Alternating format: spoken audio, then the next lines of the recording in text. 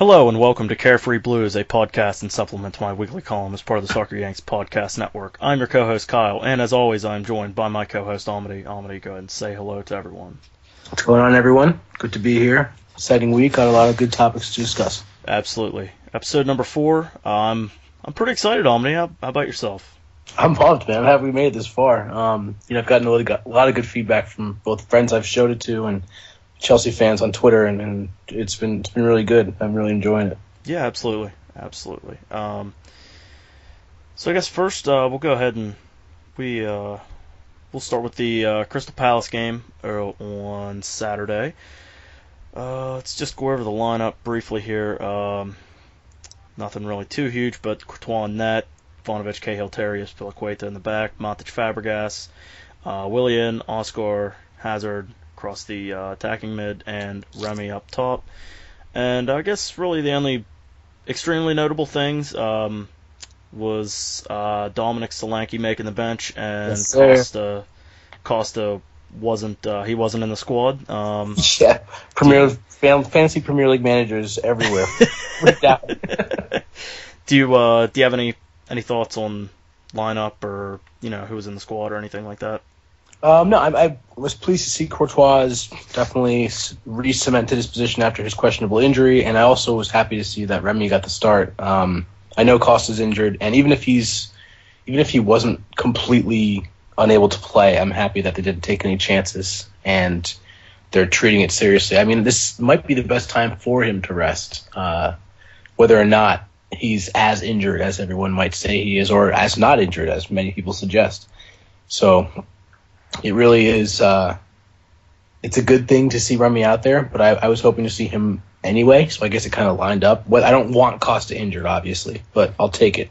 Right, and I think that the timing, I totally agree with you that I don't want Costa injured, but we knew that when we signed him that we were going to run into this eventually, and the timing for it is actually not too bad. I mean, we have our weakest opponent in the Champions League group. We had that game today, and in 2 weeks, I believe it is, when the second leg of the matchup is, or well, you don't want to call it leg, but whatever. The second time that we play Maribor, though, and then we have Man United this weekend. That'll be interesting to see if he's going to be fit for that. And then Shrewsbury Town next week, and then I want to say that actually I don't want to say, I can't remember. Do you know offhand who we play after Shrewsbury Town? After Shrewsbury Town, we play. I feel like it's Villa, but I could be wrong. Yeah, because Man United. We have QPR on the 1st of November. QPR. Yeah. QPR. Okay. And then it's Maribor away. Yeah. And then we have Liverpool right after. Yeah. So I think that obviously us Chelsea fans, we would love it if he was back for the Man United game, but if not, he still has enough rest to get fit for the QPR game, or at the very worst the Liverpool game. I know that Mourinho said that he's not. I think it was something along the lines of that he should be back just in time for the next international break in November. Yeah. It could have just been him being his usual snide self. But Right, exactly. I'm not upset. I'm happy to see other people getting a run out. And like Mourinho said, he was quoted yesterday saying, "I don't see an injury. We're not going to cry. We at Chelsea, our philosophy is not to cry, but all we realize is that when an injury happens, it's just an opportunity for another player." So exactly. He's being optimistic, and I've read a bunch of reports saying that he needs to take this seriously. Like, this could be a big turnaround in our season, and I think that he's treating it the best way possible. Absolutely. And as far as other opportunities concerned, Dom Solanke, which we'll get to later, but like you said, that just one door closes, another one opens. So exactly. The next, we'll jump into the Azpilicueta red card. What are your thoughts on that? Do you think that it was definitely a straight red? Oh, yeah, absolutely. I think it's soccer guys getting back at us for Cahill not being sent off for his Alexis Sanchez tackle. But there's no arguments there. He came in with studs up, got nothing in the ball, and was late. So I mean, yeah. I don't know what he was thinking. He's the last person I would think who would take a Russian blood to the head. I think he was just I don't know. I think he was just looking to making a statement, and I think he even pulled out at the end, and he totally was apologetic afterwards. But the call has to be made, and the referee did the right thing. Yes, yeah, absolutely. I totally agree. I don't know if I haven't. I've been following 6 Second Savage on Twitter, and watching the Vines, but I haven't looked at it since the Palace game. Yeah. I don't know if you noticed, but he had. Remember when him and Timmy Howard collided earlier in the season? He had that look on his face, and his hands were pulled back. That was pretty much the same thing there. He didn't really mean it, but I'm looking at a GIF of it now, and it's from the angle behind the Palace players, and you can see he's not even going at the ball really. He takes a bad touch on it, and he comes in late. He's got one leg up in the air, and the second one is kind of off the ground a little bit. So I don't really think there was any question whatsoever. Neither. And when he got sent off, we were already up 1-0 after. I should have went with this one first, but that Oscar, the free kick of dreams, that was that was phenomenal. I've heard saying that's going to be the best free kick of the season. Yeah, it's probably better than any of them that I've seen so far. That was beautiful. I mean, he totally fooled the keeper. The keeper thought that he was going to go over top the wall, and he just drove it far post. And I've seen pictures. It's kind of funny just seeing pictures of the way that Lampard strikes the ball, and then the way that Oscar struck that one. So yeah, that was. Frankly, it was just he looked commanding. He got the ball first. There was never a doubt for him at least. And I think even obviously the fans love it, but Mourinho probably loves seeing that. That he takes the initiative, that he's confident, and that he put it away with style. I mean, to put it on the closer corner to the keeper, just assuming he's going to guess the other way is it's a confident move. It shows how confident he's been playing and how he feels about his game, which is great. Exactly, and we've seen Oscar score some precision goals before. The Juventus one always comes to mind, that curler to the far post. Exactly. He's never really been known as a free kick taker. I mean, he's taken free kicks before, obviously, but perhaps in the future he's going to become more of a threat off of the free kicks now. Yeah, and I love it. Yeah, absolutely. And so the Oscar goal, it was early on, 6th minute. Dave's red card, 40th minute. I don't remember the minute on this one, but it was literally right after Azpilicueta's red card. And all Palace had to do, they should have subbed out this clown. Yep. Delaney. Very true. They should have subbed him out because it was kind of like Oscar in the Arsenal game, where he got away with some fouls early on and he didn't get his yellow card until late. And Delaney was the same way. Delaney got away with a couple fouls early on. He got away with one or two early on and then got a yellow card. And I don't know what he was thinking. Remy was in his head for the whole 40 couple minutes that he was in the game. And I don't really think that there's any debate really about him getting sent off. Yeah, I mean, this is where I was very happy with Remy. His first touch was excellent, and every time he received the ball, he would be moving into a space. He was very positive with his movement, and he was forcing Delaney into these stupid, either grab fouls or late tackles because he was either one step or sometimes two steps too late. In one of the instances, the referee even says, stop it. Like he waves him off as in I'm going to give you this opportunity here and not card you. But the reason he was carded in the first place was the tackle on Willian, which led to Oscar's free kick. So he was responsible for the goal in the beginning, which is not necessarily his fault because down to the quality of Oscar, but and then B, he fouls Remy for the second or third time, repeatedly, after being beat on the turn when he's clearly rushing into traffic. There's no need for the foul on Remy. There's no real need to bring him down either.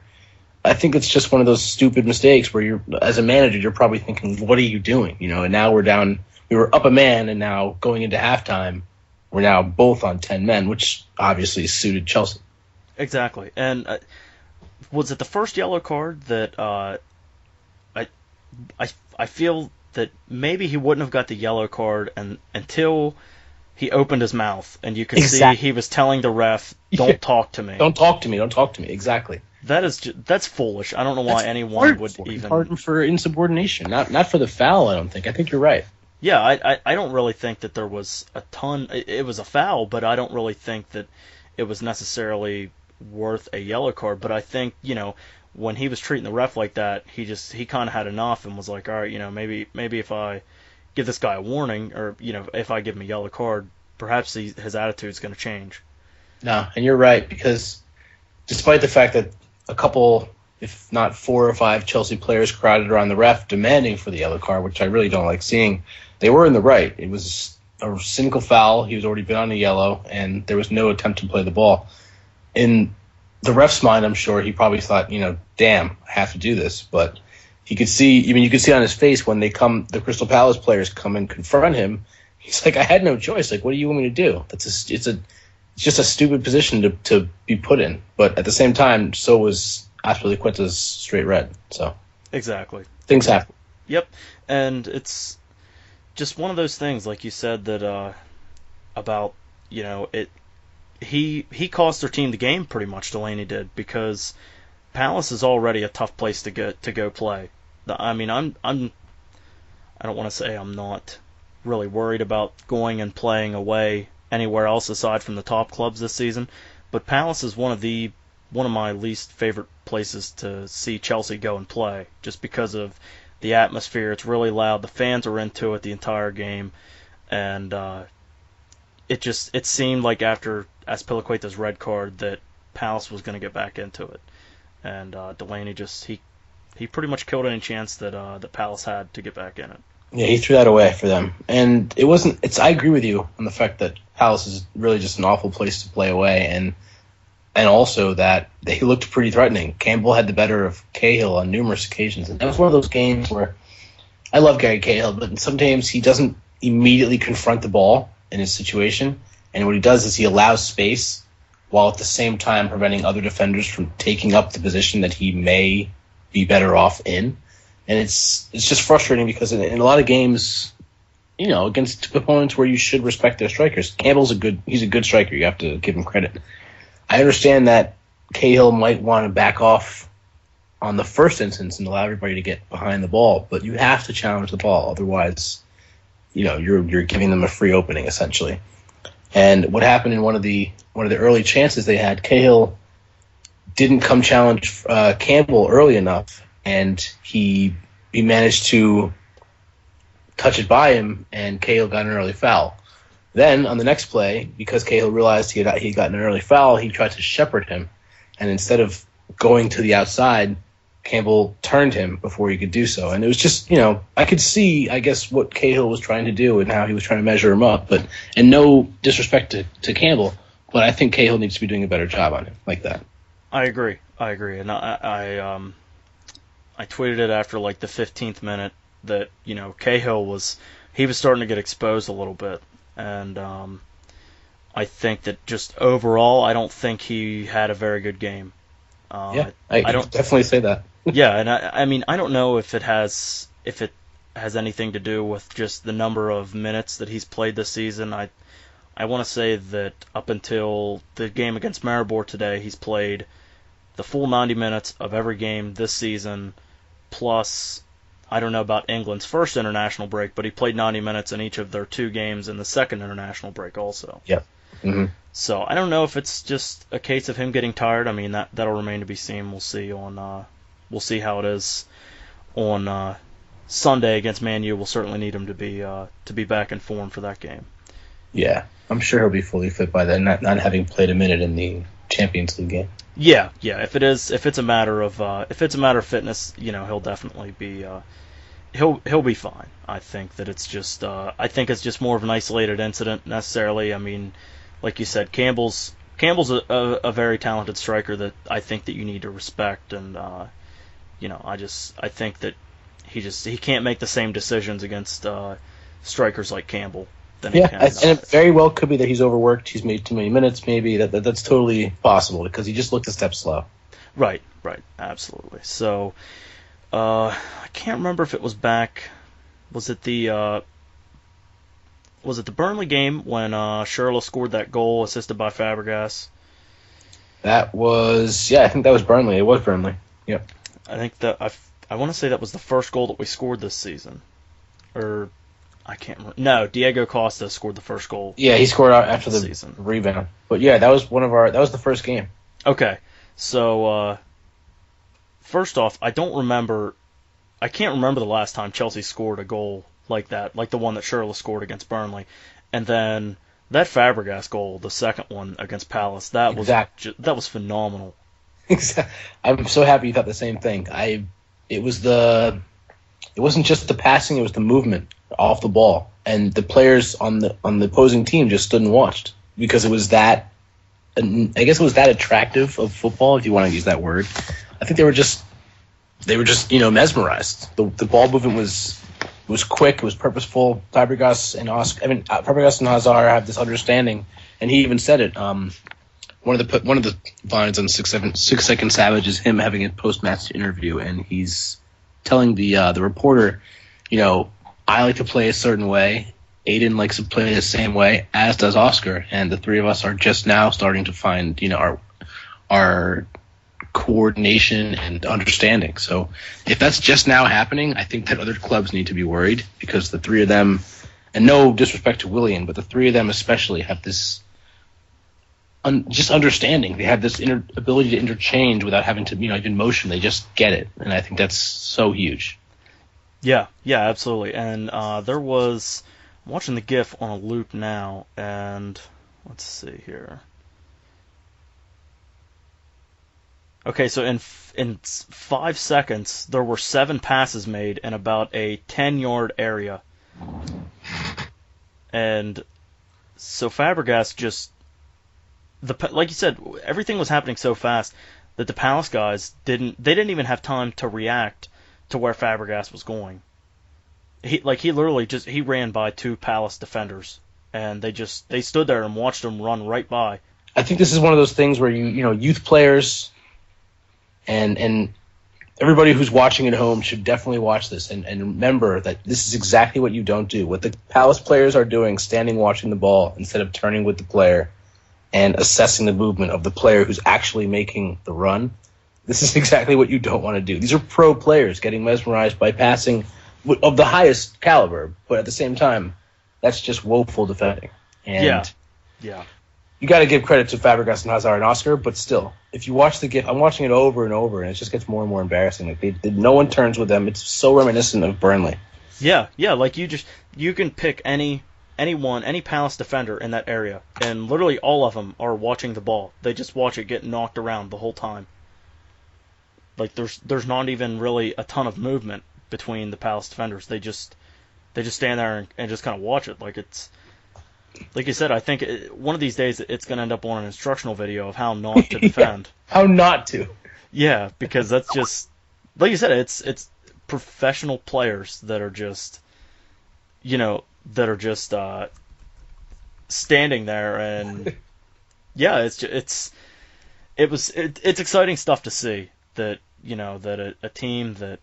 And Fox Sports 2, they pissed me off today by saying this, about how Chelsea is so set up defensively, and their coverage is embarrassing to begin with. For the record, Fox Sports, as far as soccer is concerned, is an incompetent outlet. Yeah. There's nothing that you should take from their punditry, their analysis, or the lack thereof that is of face value. You should just let it go in the one ear and out the other. Because I heard someone say today, or I heard when Halton telling someone about Brendan Rodgers that he enjoys managing people of 5th and 6th grade mental ability, i.e. Suarez and Balotelli, which is why he chose them. But that is neither here nor there. If you hear something on Fox Sports, for the record, about soccer, it is most likely incorrect. So just going to put that out there for the folks. Yes, absolutely. For those across the pond that are listening, just feel fortunate that you don't have to be subject to Fox Sports' just awful coverage. But nonetheless, though, for a team that is not set up defensively, contrary to Fox Sports' reporting, just the counterattacking style that we play, it's cool to see goals that are scored like that. Obviously, we're not going to score a crap load of goals like that this season, but it's like I said, I can't remember the last time that I've seen Chelsea score multiple goals like that in a season. Yeah, I mean those they seemed like fluke last year. And even when Mata was around pulling the strings, it seemed those would be rare.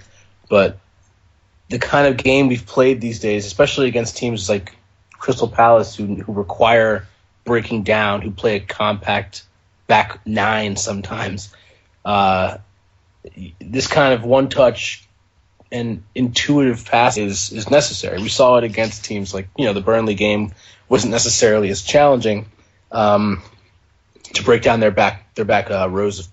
Even in most recent games, like we've found, I've seen Willian especially with Fabregas and Oscar, their movement and their understanding and their one-touch passing especially is breaking teams down before they have a chance to get behind the ball. And I think that's something that we must be training in our sessions. Yeah, and I think that's just something it's so key with the players and personnel that we have, and the passing abilities of Fabregas, Hazard, Oscar, Willian. Just the fact that they're making these passes one touch, and like you said, it doesn't give opposing teams time to even react to what's going on, because by the time they figure it out, Fabregas is gone. He's taking a shot on net by the time Palace even knows what's happening. Yeah, and I've heard people say that Fabregas isn't the quickest player, but when the ball's doing the work for you, you don't have to be. And he's one of the few players who understands that very well. Hazard also, letting the ball do the work for you and not having to expend as much energy. It's definitely a way to stay fresh for the 90. Exactly.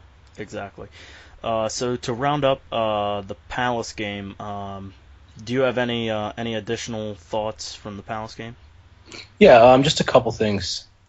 First of all, I think that our the midfield five are really not to be a dead horse here, but they're really finding their feet as far as a good understanding between them. Like a couple times in the match, especially when we were trying to break them down, we were very patient, and there were passing triangles all over the field as Hazard or the weak-sided winger would move as far infield as where the center forward would play, allowing players like Remy to move freely along the back line to try to find a pass. But players like Oscar can be also free to move back and forth in between the duo of Hazard and Willian and Matic and Fabregas. So what I saw a lot was Oscar running laterally, and he's definitely got the stamina to do so all game. But to put Jedinak off his game, to make him less comfortable, to pull him away from the middle, which freed up Hazard. And a bunch of times in the first half this would happen. Jedinak would come out of his area, he would follow Oscar, and Hazard would fill the space, or Willian would fill the space. And Fabregas has a good recognition of when that space opens up, when the defensive midfielder in front of the back four has left his, what you might call his zone. Fabregas is very good at either picking up that space himself or finding a player moving into it.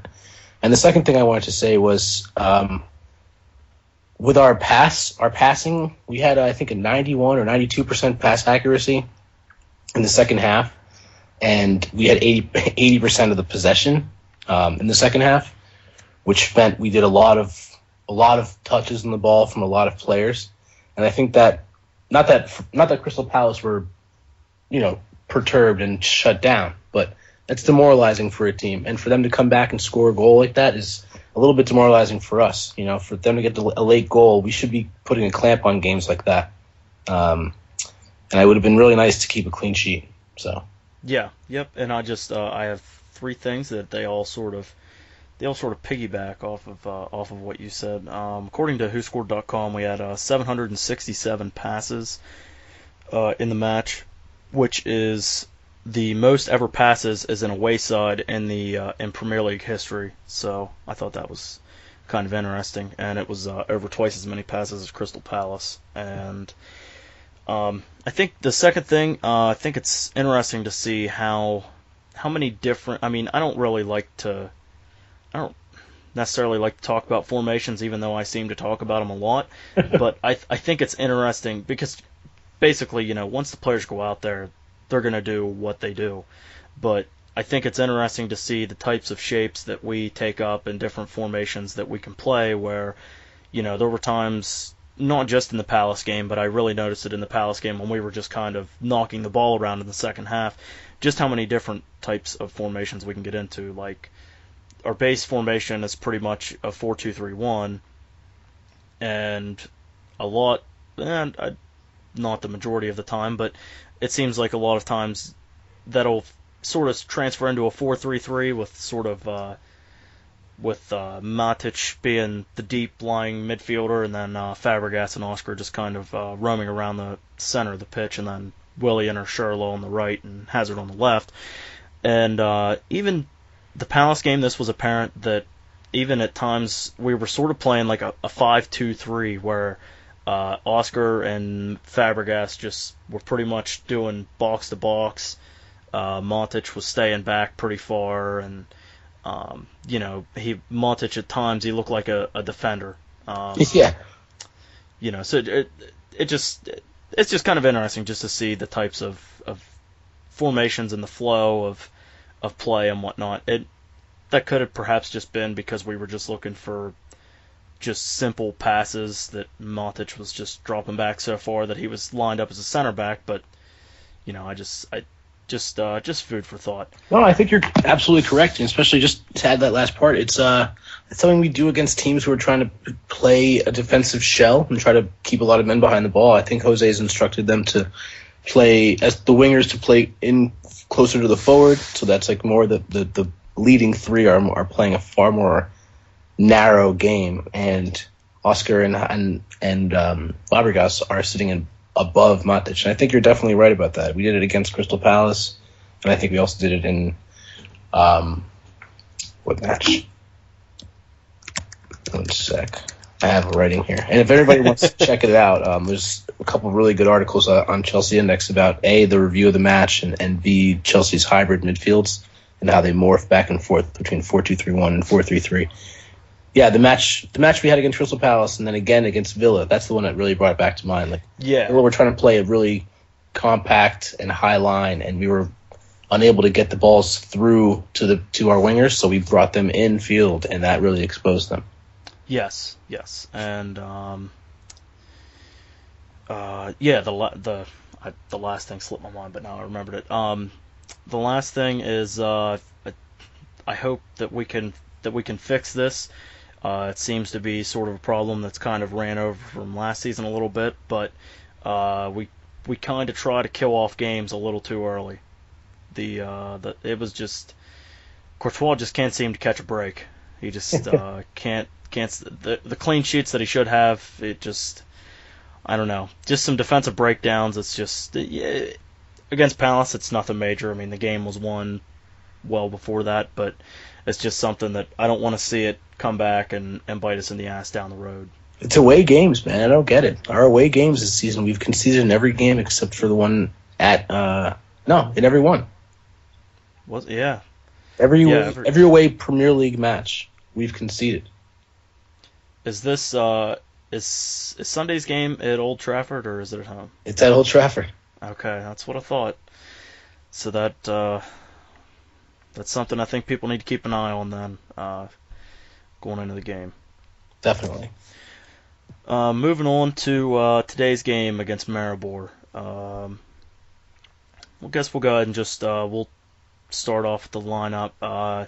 Check in goal, Ivanovic, Zuma, Terry, Felipe Luis across the back, Matic, Fabregas holding midfield, Willie and Oscar Hazard across the attacking midfield spots, and Remy up top. And bench was pretty much the same sort of as the Palace game. Courtois, Azpilicueta, Cahill, Aki, Salah, Solanke, and Drogba. I think first thing that I want to touch here, we'll start from the back and go with Cech in goal. So he's now cup tied for the Champions League. Do you think that has anything to do with his comments about him perhaps forcing a move? Or? A move? I don't know. I don't want to buy too much into that. I mean, whether it's me not wanting to or whether it being legitimate, I don't really know enough about it, and I'm not really sure if I would really want to buy into that. Yeah, I think my heart and my mind are in the same place right now, where I don't buy into it too much, just because I don't know. I don't see Czech's going to get his playing time here regardless, because we're gonna make deep runs, and I don't want to sound cocky, but that's just the matter of the fact, the depth that we have. We're gonna make deep runs in the league and in the cups and in the Champions League. So I think Czech's gonna get his playing time.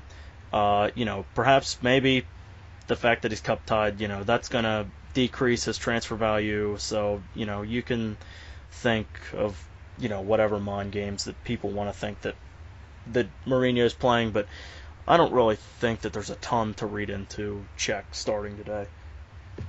No, I don't either, and I'm happy about the rotation, and I'm happy that he's getting his chances, because we are most likely going to play Courtois at Old Trafford on Sunday, and if anything had happened tonight, I think that it would have been problematic. We already have enough issues up front. We don't need them in the back. So.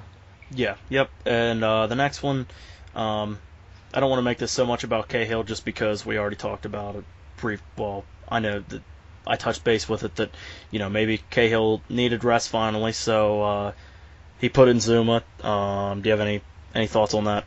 No, I think that was also the right play. Just minutes maybe for Zuma, and also just give Cahill a second to breathe. He's been playing a lot of football.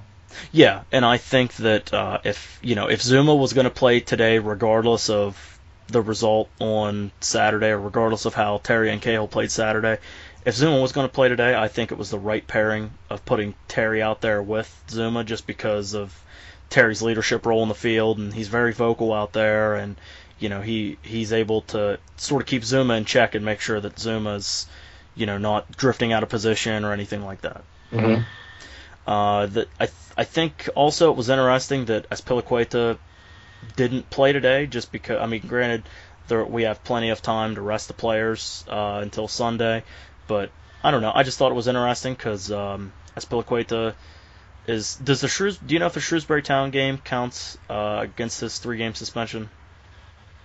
I do not know. I think that might be out of the competition, or out of the this competition. So yeah, because I don't know. I think it's just Premier League. I'm not 100% sure. I'm hoping it's not, because that would mean he missed the Liverpool game. But I don't know if it's any games that are under the FA or whatever you want to call it, or if it's just Premier League. I want to say that it is Premier League games, but I don't know. We'll have to check up on that later. I don't really think there was. As far as starting lineup goes, no, there wasn't really anything. Any other thoughts that I really had on the starting lineup? I think the next thing we should jump into. Let's go ahead and start with the youth guys. Dom Solanke. I thought that it was awesome that he come on. 17-year-old.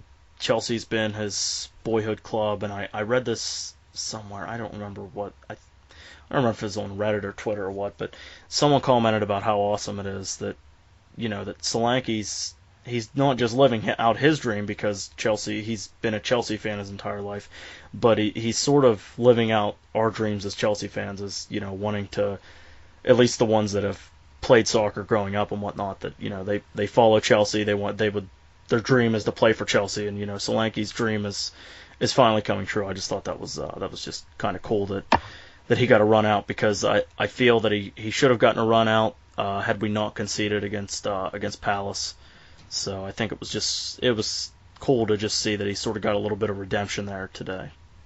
Yeah, definitely good for him. I'm happy that he, it's a great story for a youth player to get the opportunity he's gotten, and for one who's so young, to feature, especially in the Champions League. It's no joke, I'm sure he'll remember that forever, and I'm happy Mourinho can silence some of the people who are saying he doesn't appreciate youth and so on and so forth. I think that especially this season's team alone should be a good example that is not accurate.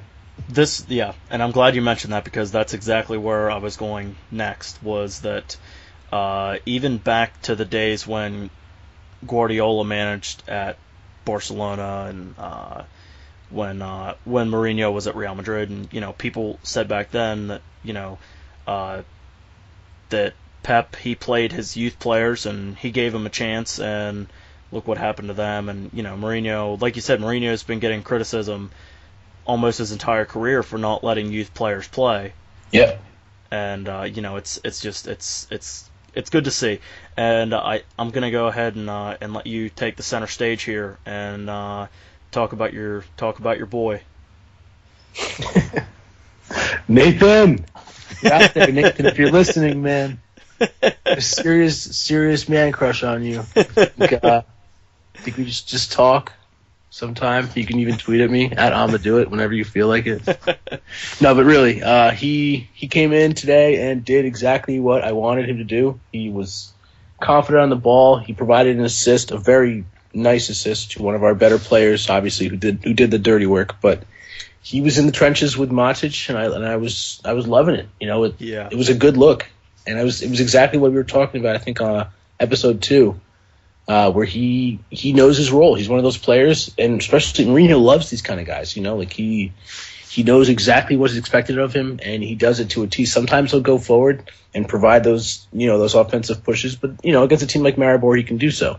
And I think that was a good opportunity for him to showcase as well. They weren't the most, not the stiffest competition, but it's Champions League football, and he looked really, really confident and just obviously made me more and more of a fan. So I really hope to see more of him this season. And I think Mourinho will take note of this. He's definitely in the right place today as a player and as a professional. Yeah, and I agree with you that like we said on episode 2 that he knows his role, and Mourinho, like you said, Mourinho loves those guys. That is why he said what he said about Azpilicueta last season, that if he had 11 Azpilicuetas that he would win the Champions League, because exactly. Azpilicueta, he knows his role, and those are the types of players that Mourinho loves. And that assist, that was Hazard's second goal, wasn't it? Yes, sir. That, oh my God, the chip of dreams. That was the 91st minute too. Just to seal it off. Yeah, and it goes to show that he's hungry. He's not, the game was won by halftime, but Ake knows that, he doesn't really know when his next chance is going to be. It'll probably be in Shrewsbury Town, but, he doesn't really know for certain when his next opportunity is going to be. So, he's got to do what he can while he's out there. Yeah, he got to make an impression. Exactly, and that, oh my God, that chip was just it was sublime, phenomenal. And like you said, I mean, Hazard did the dirty work on that, which emphasis on the dirty, but that pass though, I don't know if him and Fabregas are just working on chips in practice or right? what, but like that Fabregas chip to Costa in the Arsenal game, exactly. It was just it's good to see. I guess next we'll go with Loic Remy. I read somewhere that his injury occurred while trying to keep a ball in bounds earlier in the game. I didn't, just because of work and whatnot, I didn't really get a chance to go back and watch the entire game again. But then after he scored, which it was awesome to see that he scored with his weak foot, but after he scored, he had to come off. What are your concerns, thoughts on the Remy injury? I'm concerned. I'm a little worried, frankly. I mean, it's as Mourinho said, it's a muscle injury. I think it looked like his groin, but they said his abductor. And I'm not sure if that's an issue for him going forward. Groins are really hard to get over as a player. I'm sure you know what it is. It's just you feel like you're over it, and then you tweak it again. So I'm really not pleased about that, considering Costa has a very similar, not that they're the same part of the body injury, but they're those niggling injuries that you think you're done with it. But I'm not saying that they don't have a good physio program there, because obviously they do. But they're, as a player, I'm sure everybody out there who's listening knows that it's just tough to come back from those kind of injuries, especially when you're trying to play and you're hungry to play, as I'm sure both of them are. Yeah, absolutely. And it's it's one of those nagging injuries, like you said. It's like Costa. Like, and when I was in high school, I went through the same thing. I think I was a junior, and I had a hamstring issue, and it was early on in the season. I heard it, and then rest is, regardless of how good your physio is, rest is like the best treatment for it, really. Which that sucks, but that's just kind of the fact of the matter. Yeah. But and then I came back later in the season, and then it just kind of came up again. So it's just they're just kind of annoying injuries that, like you said, you think you're over, and then something happens, you collide with someone, or you stretch out for a ball or something, and then it just kind of it nags it again. Yeah. I think that it's concerning, especially with the game coming up next. But Mourinho, he didn't really have any other option to take Remy off, and Remy was his best option for today to begin with. Yeah, he was. He said something about Drogba only. He talked to Drogba last night, or the night before the game, rather. He said that he thought he would only provide 30 minutes, if necessary. Like Remy would do the first 60. Yeah. And he had to end up playing about 75, so that was a little bit more than he expected. And I think that's gonna, I don't know, that kind of situation might come up again later on in the season. So I think that Mourinho needs to really consider this and maybe have a plan B. Yeah, yep, absolutely. And this just, I've said this a million times, and I'm beating a dead horse about it now, but I like being proved right. I think I'm just a human being. I think just humans in general like being proved right. But early on in the season, I told people that, that Remy, Drogba, Costa isn't enough, because Costa's injury, regardless of what people think, and, after the Everton game, people were like, Costa's invincible. They said he was going to be out for 3 months, and he was out for like 3 hours, and blah, blah, blah. But you're seeing it now. It's not enough. Did we expect Remy to get injured? No, but we knew that the Costa injury was going to come back. Yep. And it's just, even with Solanke, it's not enough, because right now, going into Sunday, the only strikers that we know of that are going to be healthy are Didier Drogba and Dominic Solanke, and Yep. it's concerning. I mean, I didn't expect Mourinho to go out and buy, another Remy level striker, but just because, Remy's price tag was cheap, but Remy was worth a lot more than what we paid for him. Yeah. But it's just, we knew it wasn't going to be enough. Drogba, he's not the player that he used to be, and everyone knew that coming into it. And I don't know why people thought otherwise, but it's just, like I said, I just personally enjoy being proved right. It's a shame that Bamford is loaned out right now. Mm-hmm. I think that when he comes back in January, I think that could help, unless Chelsea extends his loan. But I think that, or at least I'm hoping that in January they're going to let him come back and not loan him back out for the other 5 months of the season or whatever. So Yeah, well, that's to be seen. But I have some other comments about it, but I'll wait for the lineup predictions for the Man U game. Okay.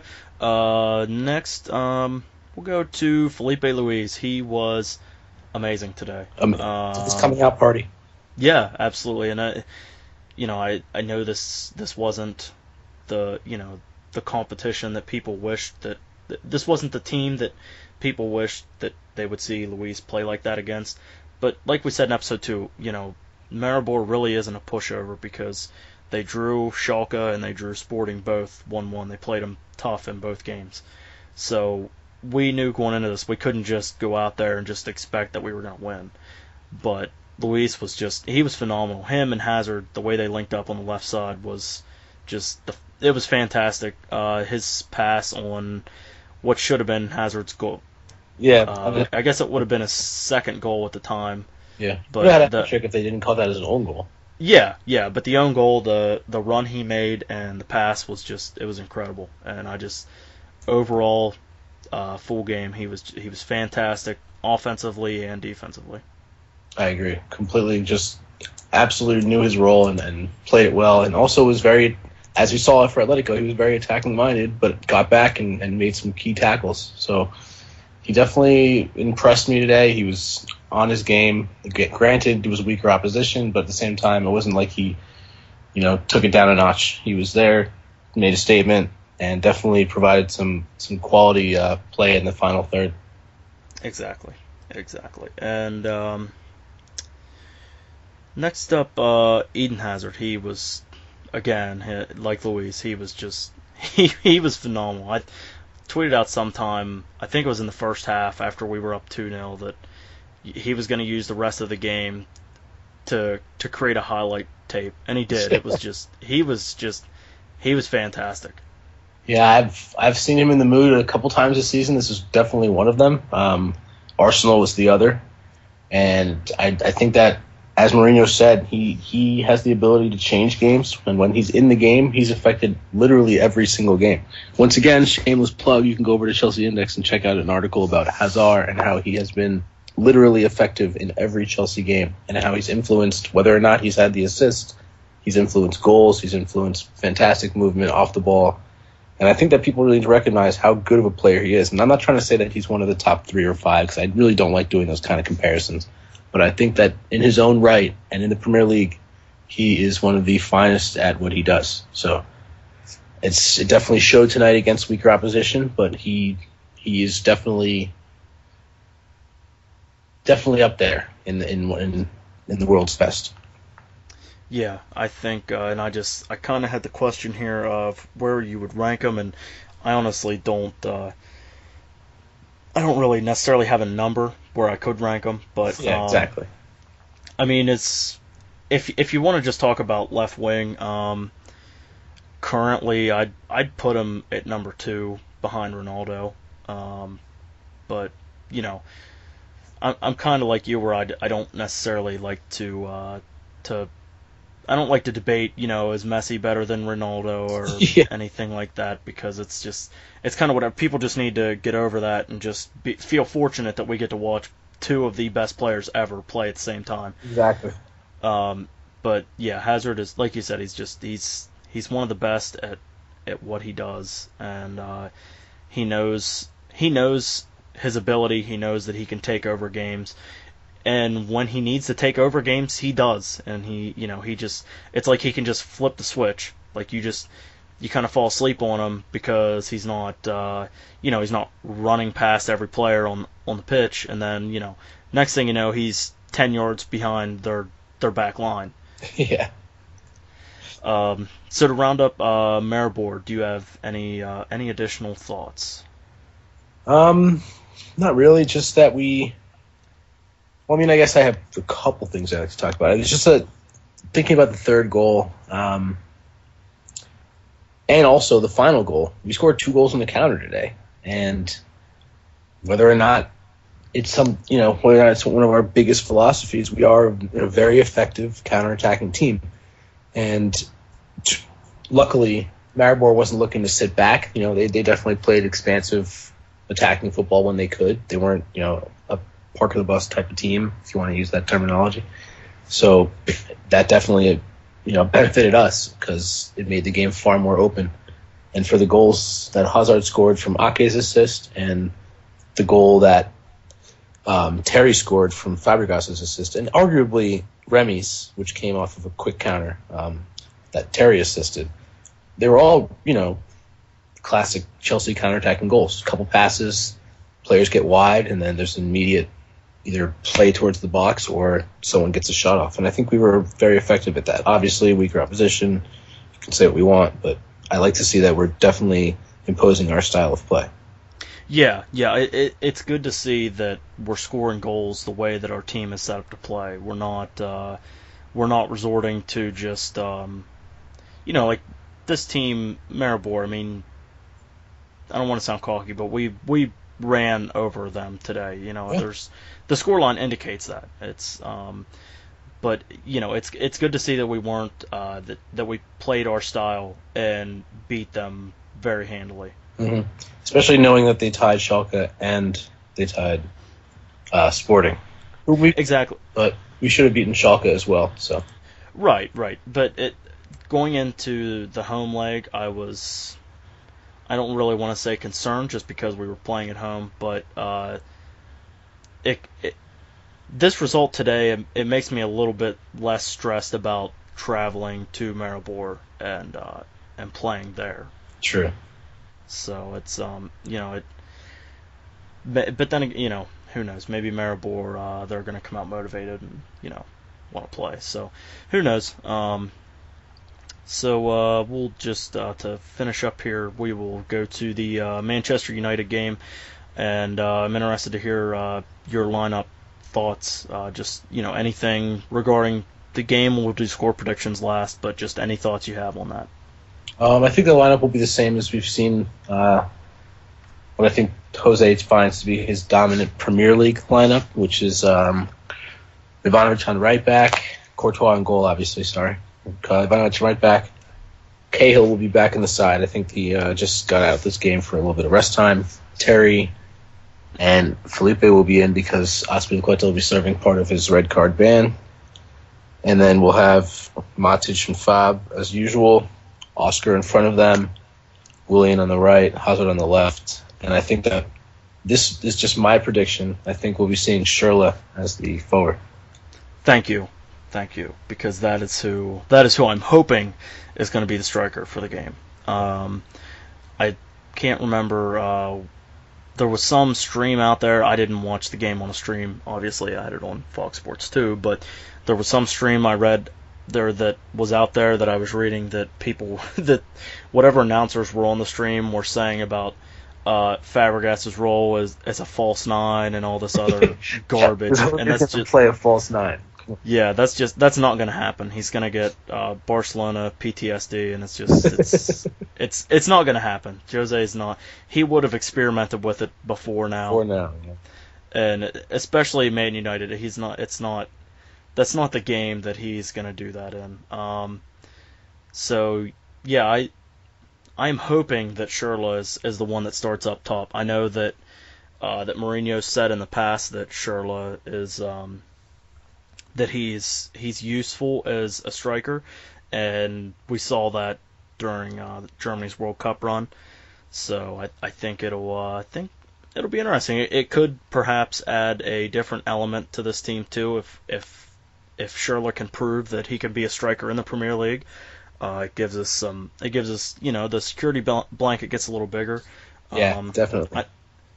And I don't know if Jose said for sure that Schürrle's going to be back. I don't want to say I know for sure, but I want to say that he's not sure about Costa and that Remy he doesn't expect to be fit for the Man United match. Is that correct? Yeah. So we're looking at Drogba or Solanke or someone else. I mean, I'm not trying to really knock Drogba or Solanke. Drogba had some nice periods today in the match, but even Mourinho, who said he would likely get a couple minutes each game, he knows he needs the fitness, so he might play him, but I really would love to see Schürrle, especially if we're going to be playing counter-attacking style, which is what I would imagine we'll do at Old Trafford. I don't think we'll see a great change in tactics. I think that the way that Man United have looked, especially in this most recent game against West Brom, I just want to have him play the same team, Van Gaal play the same team as he did this past week, because I mean the defensive issues are serious, and I think that we'll take advantage of that. But it also is not something we should do. That is to take them lightly, because obviously their firepower up front is serious. Yeah, and I wish that. Well, I don't want to say that I wish we would have recorded tomorrow or something, because we both enjoy getting our initial thoughts out there. But I wish I would have invited Dave from Soccer Yanks on. Dave is a diehard Man United fan. So he's more familiar with their situation. But I've watched a decent amount of Man United this year, and they should feel fortunate that Costa may not be back for this game, because oh my goodness, he would absolutely work their back line, and it's unreal. I think that we might even be better off with him out, because the way I've seen them foiled this year is with quick passing and a speedy break. And I'm not saying that he's not the fastest, but someone like Hazard, someone like Schürrle loves just making those runs, those aggressive back across the back line runs, as does Willian, but Willian's a little more defensive minded. But I think that could really be a dangerous team. And it's not like playing with no striker, but when you have players like Phil Jones and Raphael who are being, caught out in the most obvious of ways against teams like West Brom, I feel like we're going to be just fine. Yeah, and did you watch the West Brom game? Yes. Okay, so they had it was Raphael, Phil Jones, Rojo, and Luke Shaw across the back. They had four men on the back. Yep. Oh boy, yeah. And the spaces were just enormous. Yeah, and if I remember correctly, Rojo plays some center back, but doesn't he usually play on the left? Yeah, he's capable of playing center back, but he's a left-footed left back normally, I think. Okay, that's what I thought, because I felt like Argentina during the World Cup, I feel like that was his only major experience as a center back. I'm not really sure. I could be totally off. Maybe he played center back for his former club team, but but I just it's going to be interesting.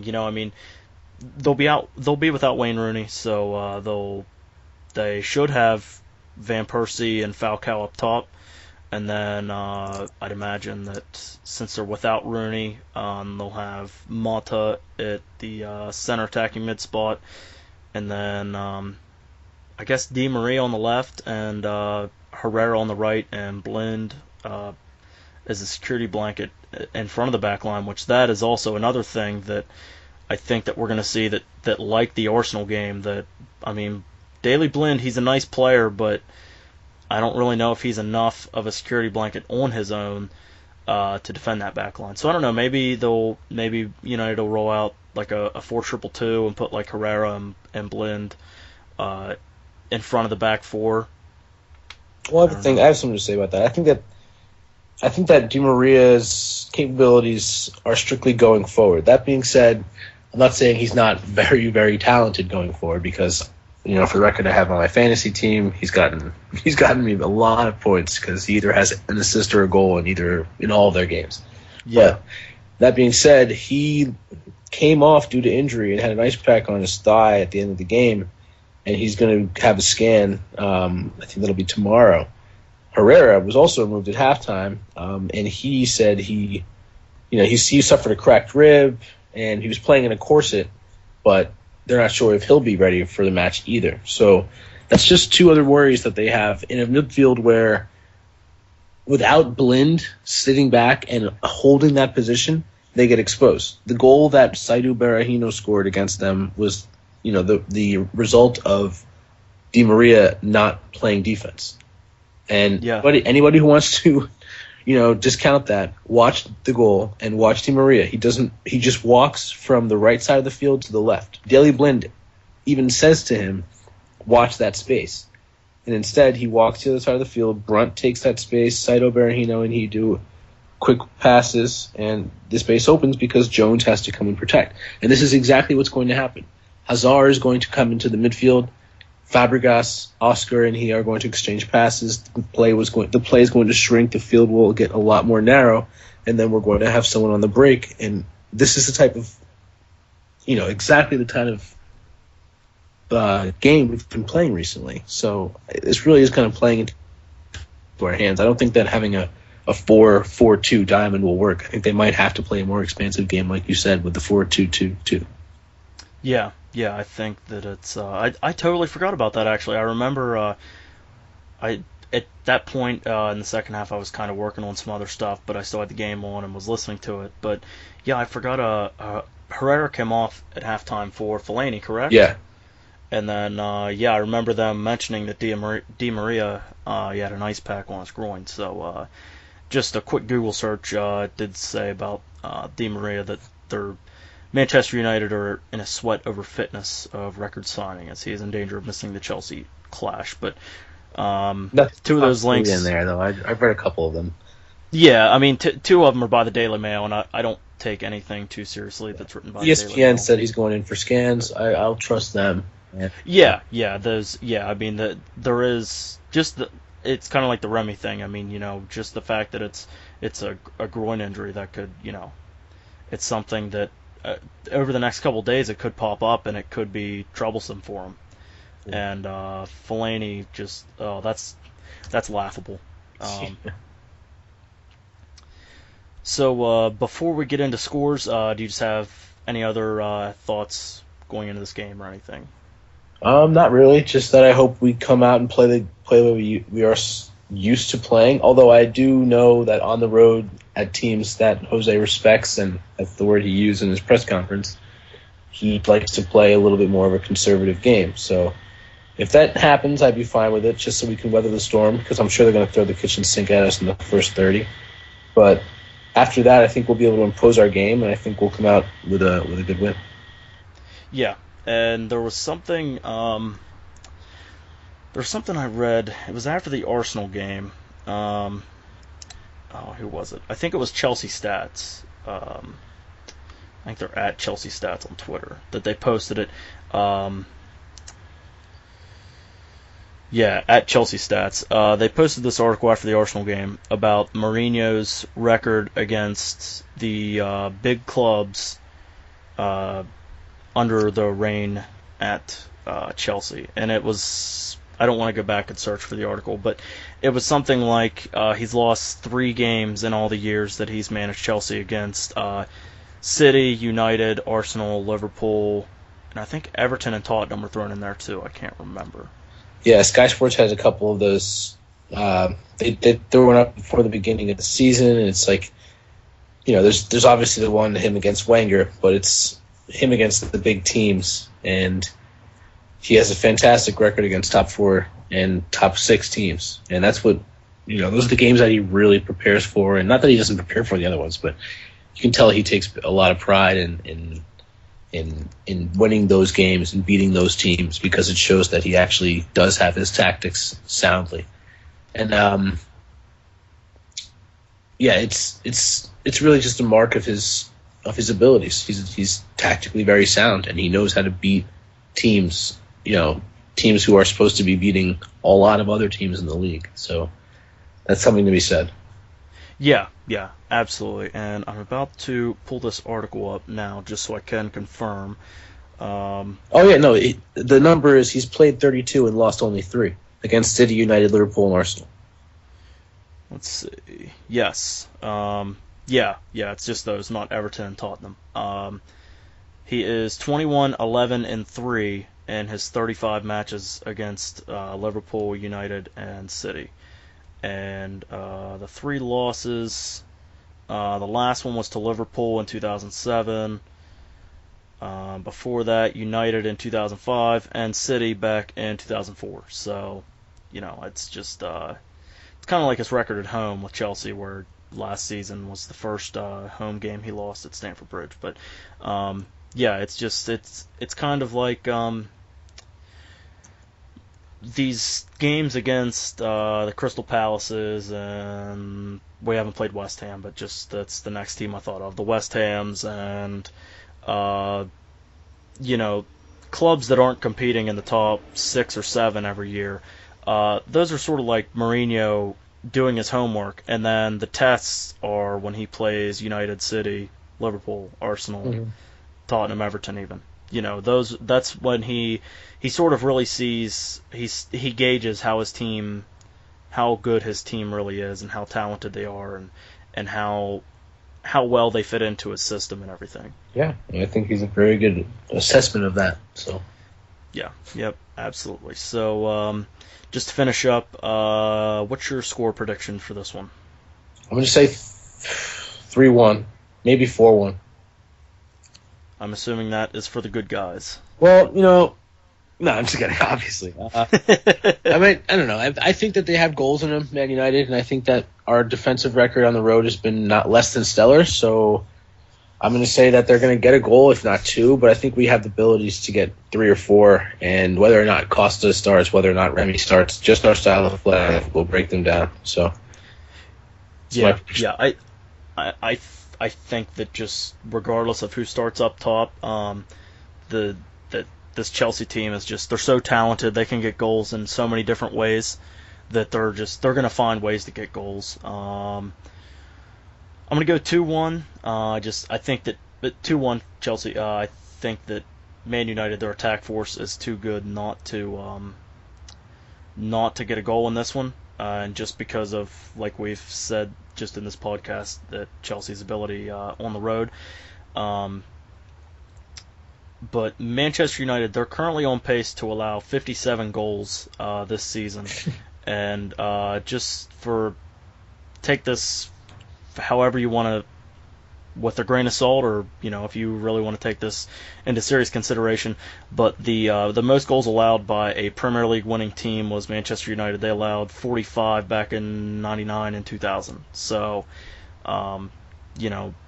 this United defense, it is just as leaky as what everyone's saying, and they really haven't played a top team yet this season. So that's another thing I wanted to mention. I'm happy that we're playing a lot of the teams who everyone is raving about. We've played them, most of the teams rather, not all of them. But after this next 2 weeks, we play Liverpool, and then we played all the teams in the top 4 at least from last season. So yeah, it's definitely a good thing that we're getting this out of the way. Man United hasn't done so. They haven't had a first real test in my point of view, but I think that this will be for them. And I think I'm happy that it's at Old Trafford for our first match of the season. Personally, for our first matchup of the season, rather. I like the fact that we get to come home for the next one, and hopefully by then Costa will be fully fit, and that'll be a real good match. Exactly, yeah, and I would agree with that. That we've played Arsenal, we beat them handily, with controversy, but whatever. The City game, that was one that we should have won, but we drew on the road, so that's another one. We're going to come back home for the second leg of that matchup. So, and same with this United matchup. And I don't know. The Liverpool game's still like 2 weeks away, so I don't know if that one's home or away. But it's I like seeing that we're getting we're getting these games against the top clubs out of the way early on in the season, playing them on the road this early on. And it'll be nice in the second half to come back home and see how we fare against City again, and if United can solve their defensive issues in the January transfer window. So yeah, that'll be interesting to see. But I think that this match coming up is definitely going to be a good test for both teams. Yes. Yep. Absolutely. So do you have anything else, just randomly about anything we may have missed, or anything you want to throw out there before we record next week after the Shrewsbury game? No, nothing besides that. I hope everybody rewatches the game, and shout out to Nathan Ake. Frankly, I just think that we need to give him more love, and I'm going to continue to do so on the show. But on a serious note, I think that the youth and the new faces we've seen, the Zumas, the Luises, the Akes, I'm really pumped, man. I really think that that's a great thing about our team, that we've got this depth, and we've also got a young face to our team this year, despite the old heads being in it. Yeah, exactly. And we faced a lot of criticism before the season about about how we don't have homegrown players and whatnot. So we had 2 guys just in today's game that we saw that are going to be homegrown players for us. So it's good to see, and I think we're definitely going to see more of it. I would like to see guys like Izzy Brown, Loftus-Cheek. He was named to the B team for this game, so there was a chance that he was going to get named to the squad, but he didn't, or at least to the 18 today rather. But I think that we're going to see more of it throughout the season, and the more competitions we're in, the more we're going to need guys like Ake and Solanke to step up. Yeah, definitely. Yep, absolutely. So all good stuff. All right, so so that's a wrap. If you want to follow the podcast, I changed the Twitter name since last week. We are now at Carefree Blues _. I felt that would be the best way to take out any confusion. Just refreshing the Twitter feed here. Happy 65th birthday to Arsene Wenger, who still has never beaten Jose Mourinho. So if you want to follow me, you can follow me on Twitter at KBJelly. You can follow me if you like stuff more than 140 characters. You can follow me at socceryanks.com. And I'm going to go ahead and tell everyone where they can find you through various outlets. You can find me on Twitter at Amadoit. That's Amadoit. You can find me on Vine at 6 Second Savage and on Twitter at 6 Second Savage as well. That's the number 6 and then written out Second Savage. I also write words for ChelseaIndex.com. That's a Chelsea All the Time site. Get all your good stats and tactics over there if you'd like. And I also write for World Soccer Talk and Global Football Today. Exactly, and we will be, just as a little snippet, we'll be expanding our writing roles, which we still aren't ready to share that with the public, but just something to look out, some additional coverage and insight that we may be able to provide. So if you enjoyed, go ahead and I know a good bit of people watch this on YouTube, so go ahead and like it on YouTube, give us feedback on there, feedback on Twitter through any of the Twitter accounts that we named, rate and review on iTunes. I believe we're now going to be on Stitcher. There's some discussions with Soccer Yank Dan, my boss. Go give him some grief about us getting our own Stitcher channel. No, don't give him hell. But just because he's an Arsenal fan. He's an Arsenal fan, so if you're going to give him hell, at least just give him hell for being an Arsenal fan. But no, but we should. I believe we're going to have our own channel here soon. We'll be on Stitcher. Last episode was on Stitcher, so I believe that the next episode should be. But if not, there's plenty of ways to listen to suit everyone's needs. So, Amadi, anything else to share with the crowd? Nope, just happy we get another episode under the belt. Yep, absolutely. Onward and upward. Stay carefree wherever you may be. We are out.